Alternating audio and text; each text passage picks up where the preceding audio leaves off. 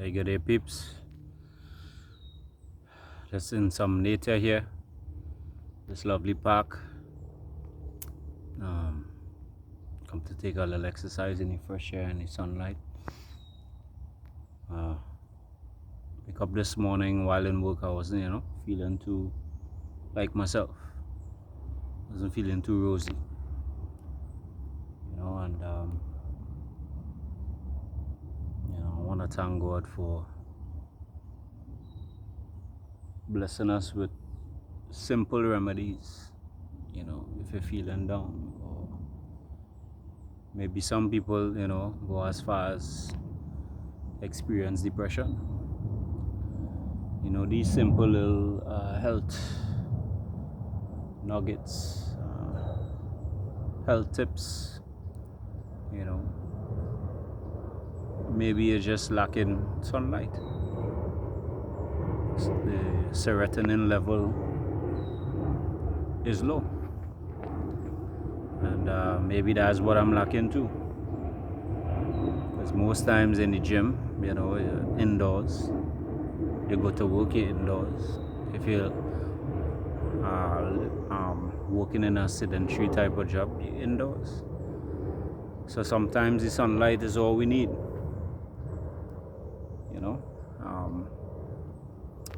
Besides that, I wanted to share something because I watched a show named Mully. It's a true story. I think it's kind of like a movie type, documentary type of stuff about this guy. I think his name is Mully. An African guy, I think from Zambia, and he was extremely poor. Just giving like a quick backdrop, he was extremely poor. He became a beggar, going house to house begging for food. And that's basically how he lived his life until maybe up to his teenage years. Decided that he would walk to the city and see if he could get work there. And there was this Indian family. He knocked on their door and he begged, he pleaded, and they accepted him. They took him in, and along with many others, they have a lot of farm and stuff, farmland. So they put him there to work, and in no time he was determined. The same woman who hired him spoke to her husband and allow for him to become a manager in that same uh, same farming business. And from there, things just took off. Became a businessman in all different types of fields. If you get the chance to check it out if you could. Search up Mully. I saw it on Amazon Prime. Maybe there are some other app on the TV online that it can be accessible, right? So quickly, what I learned from that movie. Now, what had happened is he became very rich, became wealthy, or I would say very rich, close to being wealthy. And yeah, money wasn't an issue, and he had 8 children. All of them was taken care of, right? He basically lived the rich people life. Every day, every other day was a party.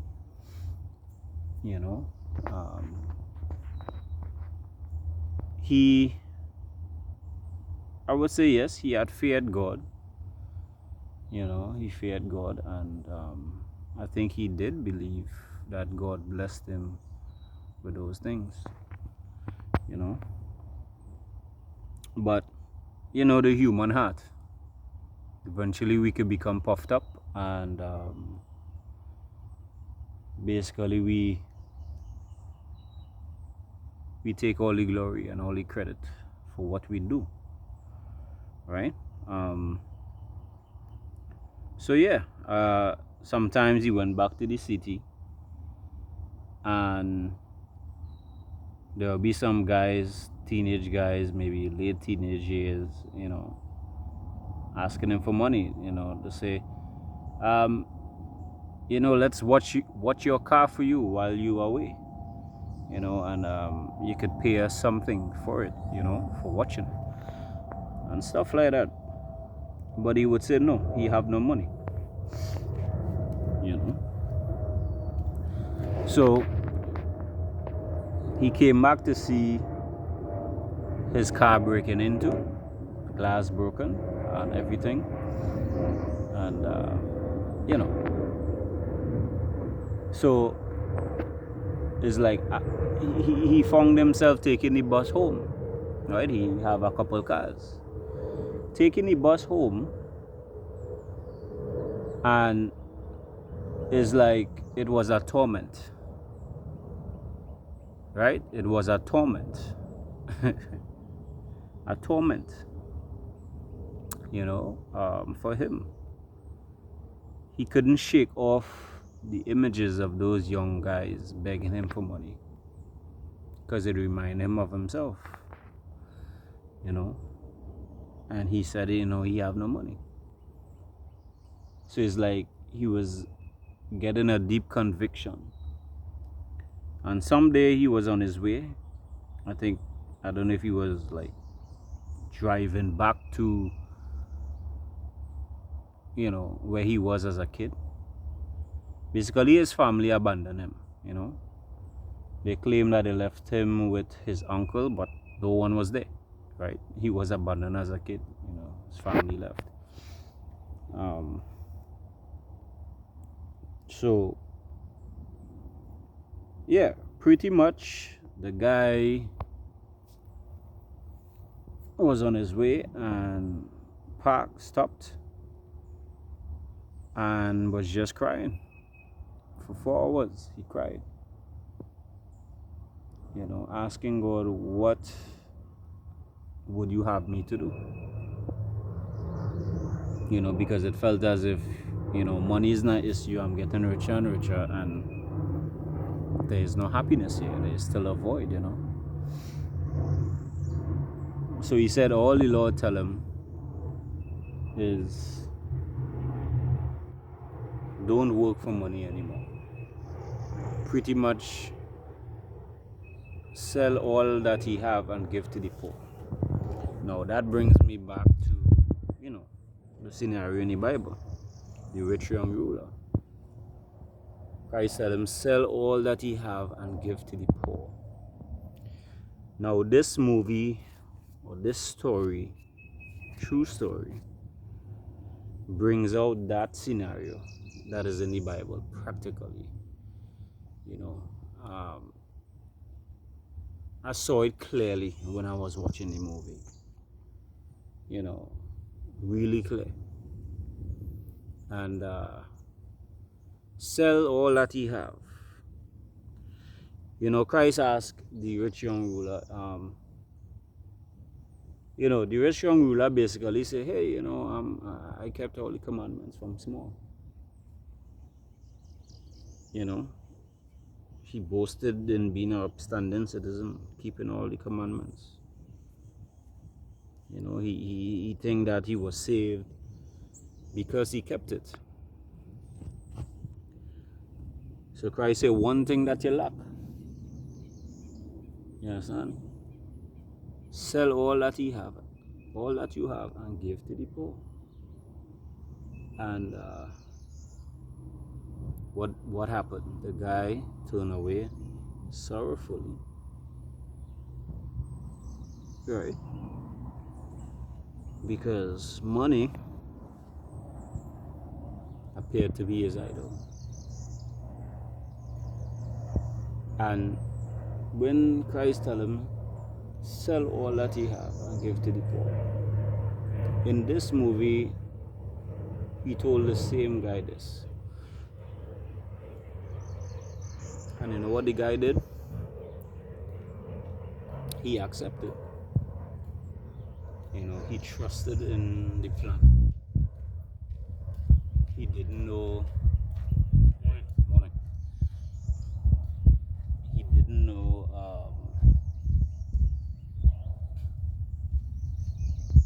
what was going to happen. But he trusted in God. He trusted in the plan. You know, and he basically just answered the call.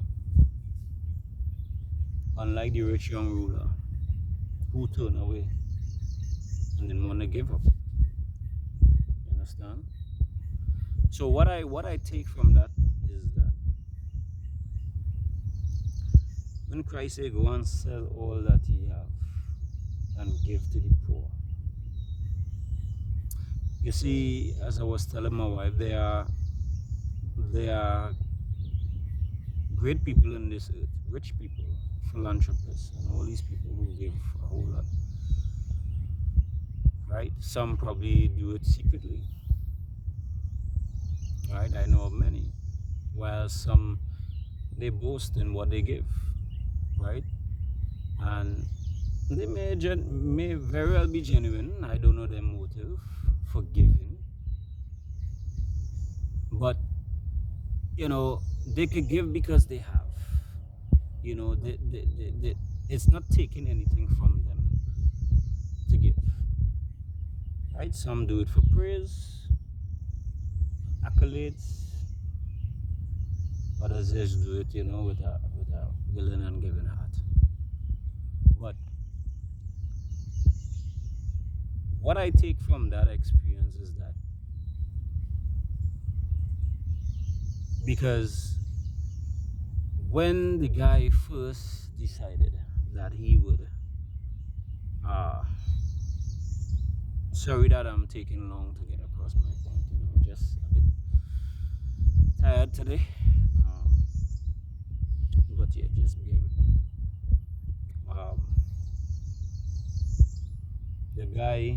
The guy's children, you know, they pose the point. They say, hey, you know, no, this is foolishness. How you can not work anymore? How you know, where you gonna get an income from? You know, that kind of stuff. So they didn't understand the plan, right? They didn't understand the plan.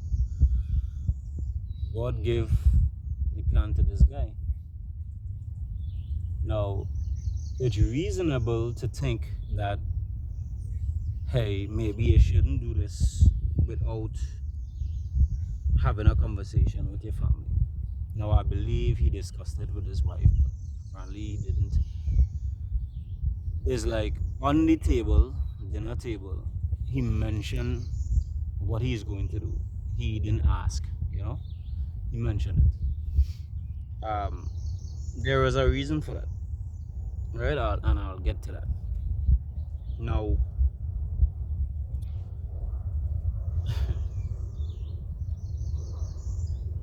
you see, the children and them say, here's what, continue working, continue gaining money. It's sensible to just continue working and donate, you know, see about some children, that kind of stuff. But this guy was bringing in hundreds of children in his house, you know, and taking care of them, clothing them, feeding them, right? His house became their home, and they started calling him Daddy Mully, you know. So the children was uncomfortable, pretty much. They were uncomfortable, and who wouldn't be, right? None of us like change, right? It had just seemed extreme and fanatical to them, right? It brings me back to the point when God spoke to Abraham and he said, go and take your son, your only son, and offer him up as a sacrifice. There was a reason why God went to Abraham and tell him go do it. He didn't go to Sarah, or he didn't tell Abraham, go tell Sarah. Because you know what will happen. You understand? So going to the children, asking them, not telling them, no, asking, what do you think I should do is obvious. They're going to have, their thoughts on the matter.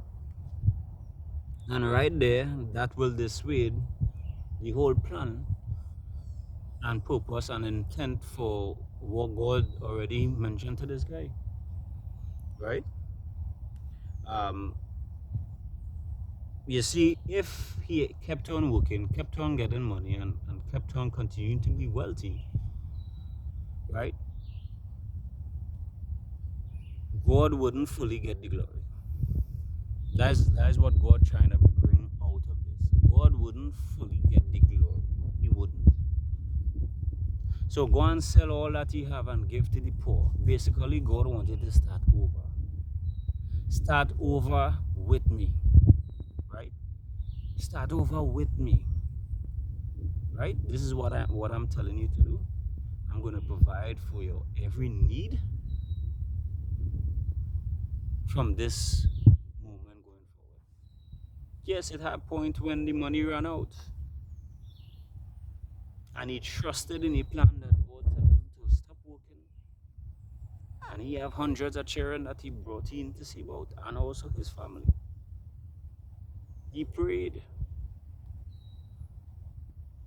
And a woman came and donated a whole truckload of food. That lasted very long. Right? He bought a lot of land. And he said, you know what? The amount of children that he brought in, it's growing. So he decided to go, and turn that land, build housing and school and what have you. But that land that he went, it was a drought. It was like the dry hills of Gaboa. Nothing, not even water. Even that experience, God tell him, he went with his wife one morning and they walked. God carried them. So this is the spot. When you dig underneath here, it has water here. Right? Blind faith. It has water here. So they continued to dig, nothing. He said, continue digging. God said, continue digging. And boom, water came gushing out. Understand? So now they had a well and everything. Right? So God was teaching him not to depend on the government anymore. Be self-sustaining. You understand? Because the government resources at some point will run out. But more so, a kingdom individuals, their economy is from heaven. Their resources is from heaven, and it never runs out. It never runs out. So it brings me to my last point, that Noah. God called Noah to build an ark. It never rained at that time. So people call Noah a wild fanatic, crazy, extremist. Till rain fell. They scoffed. Even when Noah and his family entered the ark for 7 days, it didn't rain. They scoffed, they mocked. Oh, that wild fanatic. Until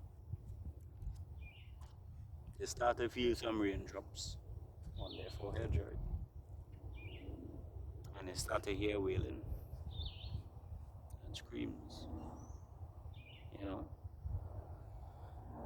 So sometimes there are a lot of experiences and a lot of people who say it's God speaking to them and they run out and they do things, but it wasn't God. We know that, right? The plan failed. It failed, right? Then there are others that God indeed was speaking to them.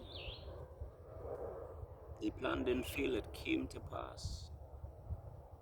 So we could trust that, right? Either from an experience from someone else, what we read in the Bible, what we see in today, or even an experience with you, yourself. You understand? So we have to trust God's plan. Trust it. Sometimes it may seem dumb. People go and call you crazy. But if you believe it's God who telling you, go forward. You understand? Don't be presumptuous. Right? But God is working still today in people's lives. Trust His plan. You understand? You know, eventually the children accepted the plan. They trusted the father and everything like before. They trusted. Right? So it's a little encouragement in this experience, this story. And I hope it blesses someone, it touches someone today. God indeed is working at it. But His ways are past finding out. If you could search all the things of God, or you could reach the point where, yeah, this is it, then it's not God. God's ways are past finding out. No human mind can comprehend that. Would you trust His plan and purpose today? Blessings to you.